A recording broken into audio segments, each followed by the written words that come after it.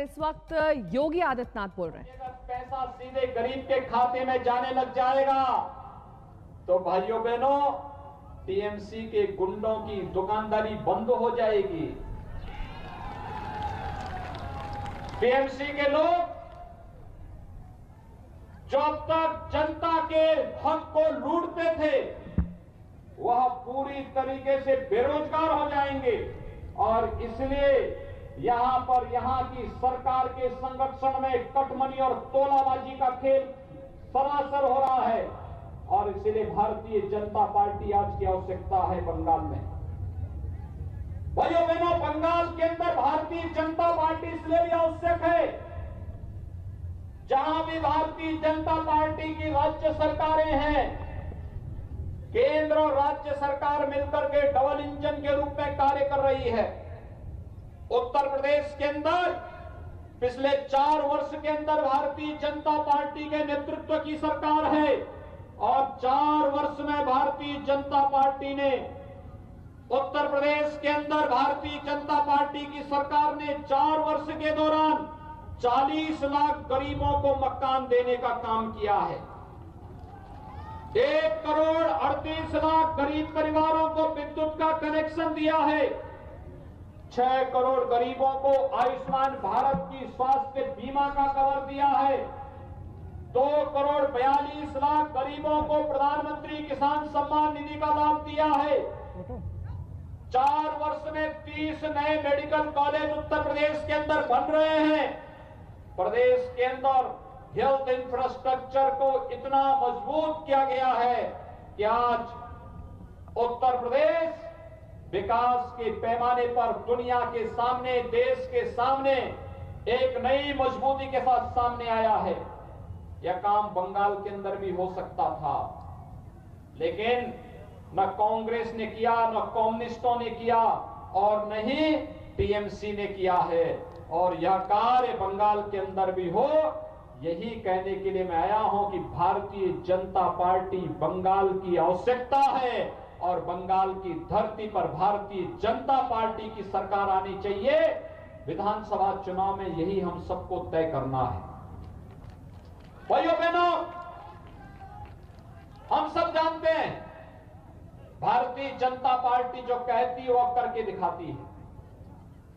याद करिए, इसी बंगाल की धरती पर जन्म लेने वाले भारतीय जनसंघ के संस्थापक अध्यक्ष डॉक्टर श्यामा प्रसाद मुखर्जी ने कहा था, एक देश में 2 प्रधान, 2 विधान और 2 निशान नहीं चलेंगे, नहीं चलेंगे, एक नारा दिया था और इस नारे ने कितना बड़ा परिवर्तन किया था।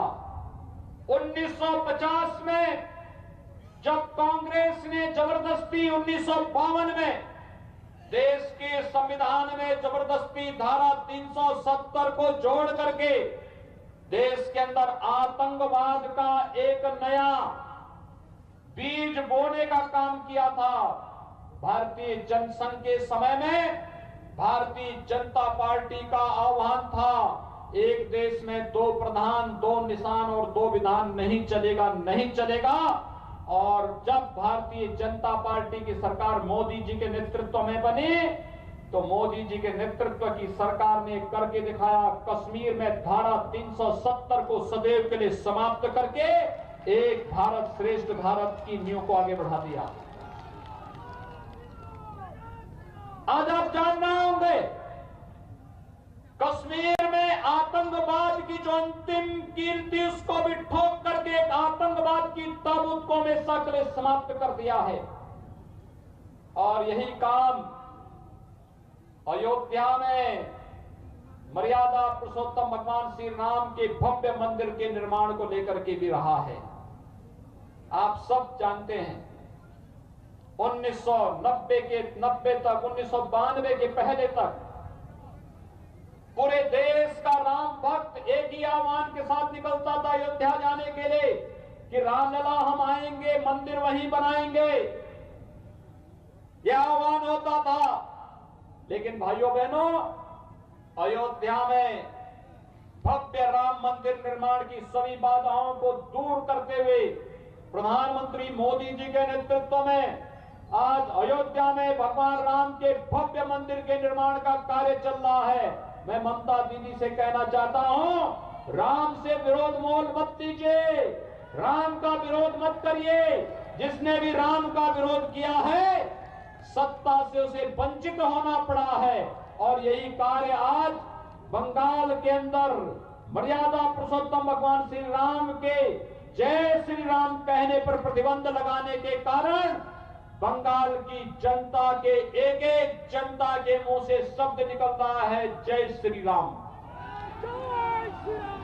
और इसीलिए राम का विरोध करने वाले के लिए क्या होता है, यह उत्तर प्रदेश में भी राम विरोधी सरकार थी, आज उसका कोई अता पता नहीं है।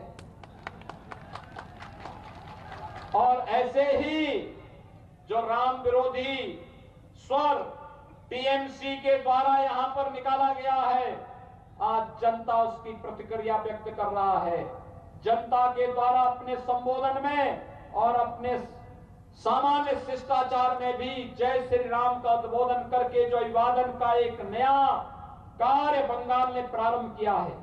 वैसे भी हमारे देश में तो गांव देहात में हम लोग मिलते हैं, राम राम कहते हैं, कोई उद्घोष करते हैं, जय श्री राम कहते हैं, और जब किसी प्रियजन की अंतिम यात्रा निकालते हैं तो राम नाम सत्य है कह करके ही निकालते हैं। राम हमारे श्वास श्वास में रमे हैं। राम से हमसे अलग राम को कोई नहीं कर सकता। लेकिन बंगाल के अंदर जबरदस्ती राम का विरोध करके यहां की सरकार अपना हिंदुओं की भावनाओं के साथ खिलवाड़ करने का कार्य कर रही है। लेकिन यह कार्य नहीं हो पाएगा। भाइयों बहनों, मैं आप सबका आह्वान करना चाहूंगा, बंगाल टीएमसी के गुंडों से मुक्त होना चाहिए और टीएमसी की गुंडागर्दी बंगाल के अंदर बंद होनी चाहिए।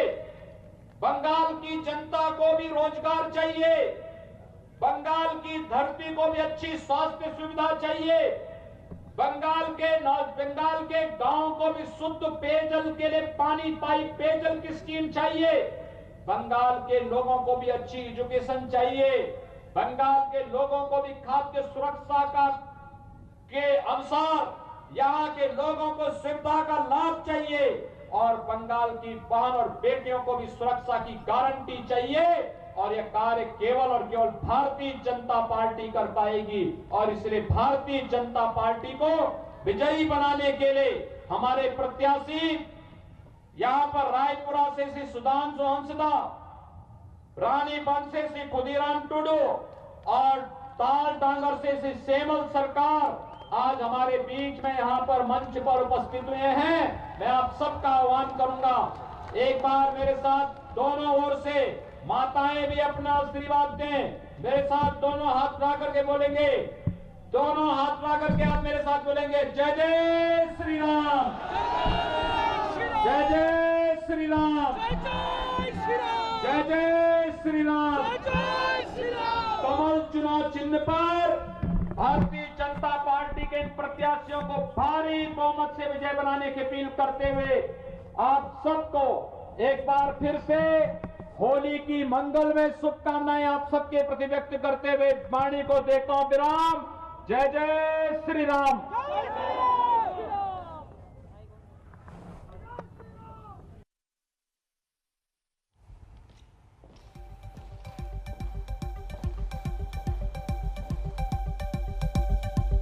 योगी आदित्यनाथ को सुन रहे थे आप, जो लगातार ममता बनर्जी पर करारे प्रहार कर रहे थे। उनका कहना था कि जय श्री राम के नारे से गूंज रहा है पूरा पश्चिम बंगाल।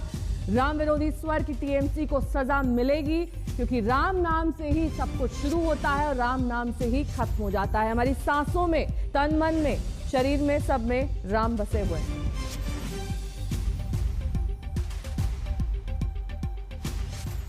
और इससे पहले आपको दिखा देते हैं कि पुरुलिया में जब वो मौजूद थे वहां उन्होंने क्या कुछ कहा। जनता पार्टी के जो कार्यकर्ता, जिन्हें टीएमसी के परिवारों ने जिनकी हत्या कर दी थी, निर्मम हत्या कर दी थी, वे 3 परिवार इस मंच पर मेरे साथ यहां पर आए थे। उन्होंने मुझसे अपना परिचय दिया। मुझे देख करके यहाँ की टीएमसी की सरकार की गुंडागिर्दी और उनके अमानवीय कृत्यों पर देख करके क्षोभ हो रहा था। और तब मुझे लग रहा था कि अब इनके बहुत लंबे समय तक इनकी गुंडागिर्दी और इनकी अराजकता अब नहीं चल पाएगी। मात्र 45 दिन बाकी हैं। 2 मई के बाद टीएमसी की सरकार की विदाई सुनिश्चित है। यहां की अराजकता के खिलाफ लड़ते लड़ते जिन्होंने शहादत पाई है, भारतीय जनता पार्टी के उन कार्यकर्ताओं के परिवारों से हैं। आप देख रहे होंगे मोनिका कुमार क्या उम्र है, इस उम्र में उसे विधवा बना दिया गया। ये टीएमसी के गुंडे एक कानून को नहीं मानते। और याद करना 2 मई के बाद जब भारतीय जनता पार्टी की सरकार आएगी, जिन गुंडों को चुन चुन करके सजा दिलवाई जाएगी। वैसे एक परिवर्तन तो हुआ है। 2014 के पहले इस देश के अंदर एक ऐसी पीढ़ी, एक ऐसी नस्ल पैदा हो गई थी बड़ी संख्या में, जो मंदिरों में जाने को ये मानते थे कि उनके सेकुलरिज्म इससे खतरे में पड़ जाएगा। लेकिन आज मैं देख रहा हूं ममता दीदी भी अब मंदिर में जाकर के चंडी पाठ कर रही है। ये परिवर्तन है ना, ये है नया भारत। हर व्यक्ति को भगवान की शरण में जाना ही पड़ेगा। ऐसे कांग्रेस के नेता राहुल जी भी चुनाव के समय मंदिर मंदिर जाते हैं और एक जगह तो मंदिर में ऐसे बैठ गए कि उनको पुजारी को टोकना पड़ा। कह रहे ये मंदिर है, आसन ठीक ढंग से बैठिए। वो ऐसे बैठ रहे थे जैसे कोई नमाज पढ़ने के लिए बैठता है। तो पुजारी को समझाना पड़ा, कहा भाई ये मंदिर है, पवित्र स्थान है और यहां की पवित्रता और यहां की मर्यादा का ख्याल रखो। और अब आपको सुना देते हैं बांकुरा के मंच पर ममता बनर्जी का दुर्गा पाठ। शिवे सर्वात्म साधिके शरण्ये त्र्यंबके गौरी नारायणी नमोस्तुते सृष्टि स्थिति विनाशनं शक्तिभूते सनातनी गुणश्रयी गुणमयी नारायणी नमोस्तुते शरणागत दीनार्थ परित्राण परायणे सर्वशक्ति हरे देवी नारायणी नमोस्तुते। ओम जयंती मंगला काली भद्रकाली कपालिनी दुर्गा शिवा क्षमाधात्री सहस्रदा नमोस्तुते। मागो सकलेर कल्याण करो। नमस्कार, मैं हूं अंजना ओम कश्यप। हमें उम्मीद है ये वीडियो आपको पसंद आया होगा। लेटेस्ट खबरों के लिए यूं ही देखते रहिए आज तक और इस वीडियो के पसंद आने पर लाइक, शेयर एंड सब्सक्राइब करना ना भूलें।